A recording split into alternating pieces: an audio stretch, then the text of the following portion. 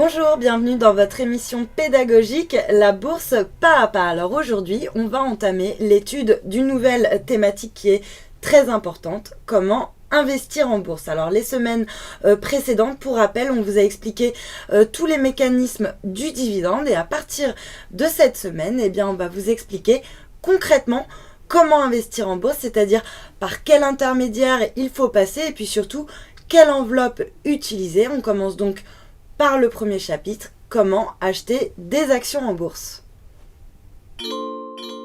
Pour accéder à la bourse et donc commencer à acheter et vendre des actions, vous devez ouvrir un compte spécial. Les plus connus sont le compte titre et le PEA. Vous pouvez ouvrir un compte titre ou un PEA dans les banques traditionnelles, mais aussi chez un courtier en ligne. L'avantage du courtier en ligne, c'est que les frais y sont généralement plus faibles.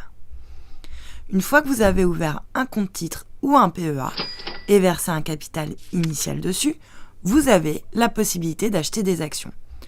Pour acheter une action, vous devez passer un ordre.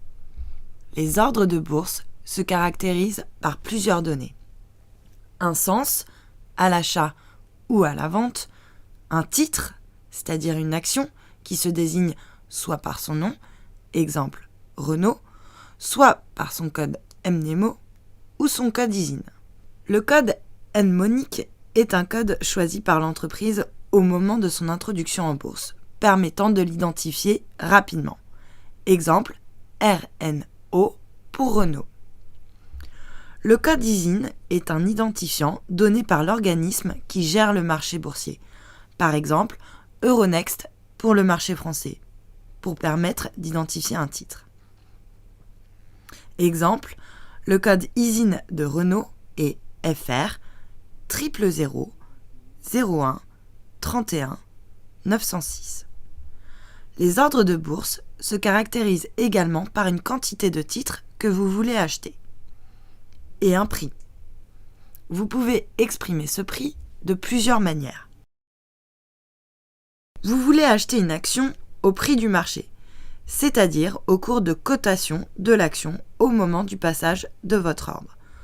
Vous allez alors passer un ordre au marché, qui sera donc automatiquement exécuté.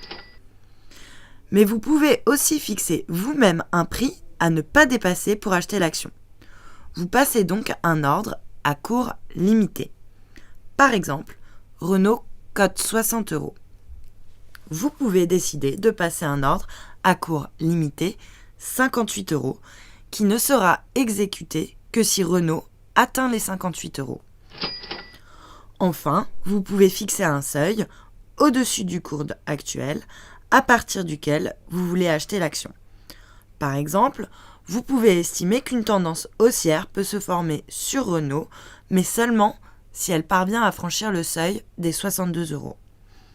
Dans ce cas, vous passez un ordre à seuil de déclenchement. Et dans ce cas-là, vous n'achèterez l'action que si elle atteint les 62 €. Enfin, la dernière caractéristique d'un ordre est sa durée de validité. Vous pouvez par exemple passer un ordre à cours limité 58 € avec une validité d'1 mois, ce qui signifie que votre ordre ne sera exécuté que si Renault atteint les 58 € dans les 30 prochains jours. Une fois que votre ordre est exécuté, les actions que vous avez achetées vont former une ligne dans votre compte titre. Cette ligne va évoluer en fonction de la valeur de vos actions et si vous voulez vendre, par exemple parce que vous avez un gain, alors vous devez passer un nouvel ordre, mais de vente cette fois-ci. Vous pourrez également passer votre ordre de vente au marché à cours limité et à seuil de déclenchement. Dans ce dernier cas, vous pouvez par exemple placer un ordre de vente à seuil de déclenchement 51 € sur vos Renault achetés à 58 €. Ainsi, vous vendrez la ligne que si Renault atteint les 51 €, cela permet de limiter votre perte à 12% de votre investissement initial. Pour conclure ce premier chapitre, retenez bien ces 5 points essentiels. D'abord, pour acheter et vendre des actions en bourse, il faut ouvrir dans une banque traditionnelle ou en ligne un compte titre ou un PEA et y faire un versement initial. Deuxième chose, pour acheter des actions sur ce compte, il faut passer un ordre d'achat qui se caractérise par un titre, une quantité et un prix. Troisième chose, le prix peut s'exprimer de 3 manières différentes. Au marché, il est donc passé au cours de l'action au moment du passage de l'ordre. La deuxième possibilité, c'est à cours limité. Dans ce cas-là, vous allez fixer une limite à ne pas dépasser. Ou enfin, à seuil de déclenchement. Et dans ce cas, vous fixez un niveau à partir duquel l'ordre se déclenche. Si l'ordre est exécuté, vous allez obtenir une ligne dans votre portefeuille qui va ensuite évoluer selon le cours de l'action. Et puis, dernière chose à retenir, pour vendre vos titres, il faut passer un ordre de vente qui contient les mêmes caractéristiques que l'ordre d'achat, sauf que le sens est différent puisqu'il s'agit d'une vente. Voilà, vous savez tout sur comment investir en bourse. Je vous donne rendez-vous très bientôt pour un nouveau chapitre.